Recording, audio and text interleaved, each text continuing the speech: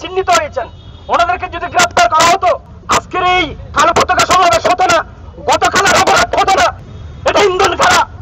কেন আমাদেরকে এরকম অবস্থা যে প্রকাশ্য একজন আল্লাহর ঘরের মসজিদের ইমামকে হত্যা করেছে, এখনো পর্যন্ত ওনাদের গ্রেপ্তার নাই।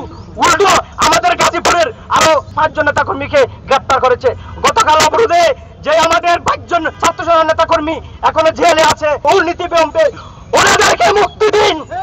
আপনাদেরকে আমাদের শতকরা বাংলাদেশের আমাদের 12,000 দরবার রয়েছে, এই দরবারের যদি আওয়াজ তোলে, বাংলাদেশের সুন্নি মুসলমান যদি ঐক্যবদ্ধ হয়ে আওয়াজ তোলে, কারা কি এই দেশে পালাবার জন্য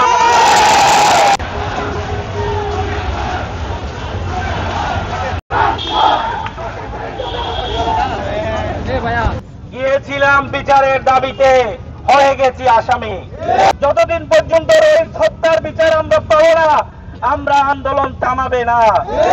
অসুবিধা নাই, 21 জন গ্রেপ্তার হয়েছে, আমরা এখান থেকে 2100 কর্মী গ্রেপ্তার হব।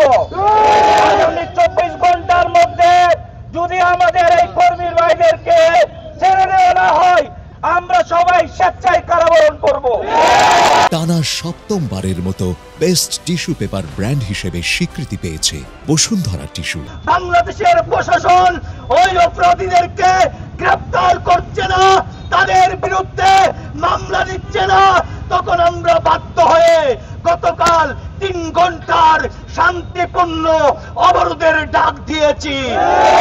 মিডিয়ার ভাইরা, আপনারা দেখেছেন, আপনারা জেনেছেন, আপনারা প্রত্যক্ষদর্শী, আপনারা রাজপথে আমার সেনানীদের অবস্থা দেখেছেন। আমার সেনানী ভাইরা, আমার সুফিবাদী সুন্নি মুসলমান একটা গাড়িও ভাঙচুর করে নাই। যেভাবে গোলা পানিতে মাছ শিকার করতে চাচ্ছে বিভিন্ন ফায়দা লুটানোর জন্য বিভিন্ন ষড়যন্ত্র মহল, আহলে সুন্নাত ওয়াল জামাত গোলা পানিতে মাছ শিকার করার জন্য অতীতেও কাউকে দেয় নাই, ভবিষ্যতে দিবে না। অন্যায়ভাবে তারা হত্যা করেছে, লাঞ্ছিত করেছে, অপমানিত করেছে। সেই কারণে রাস্তায় যাদেরকে দেখছেন অনেকেই ইমাম এবং খতিব, ঠিক কিনা?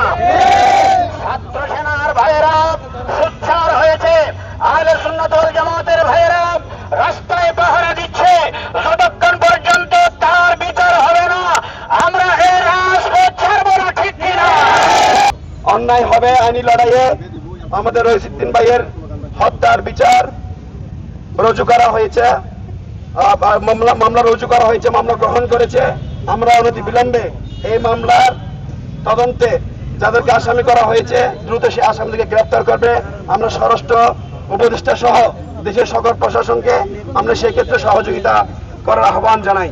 একজন মানুষকে নির্মমভাবে মেরে ফেলা হলো, তাকে কারা মেরেছে, কিভাবে মেরেছে, সবগুলো ভিডিও ফুটেজ আছে, তথ্য প্রমাণ আছে, কিন্তু পুলিশ কোনো মামলা নেই,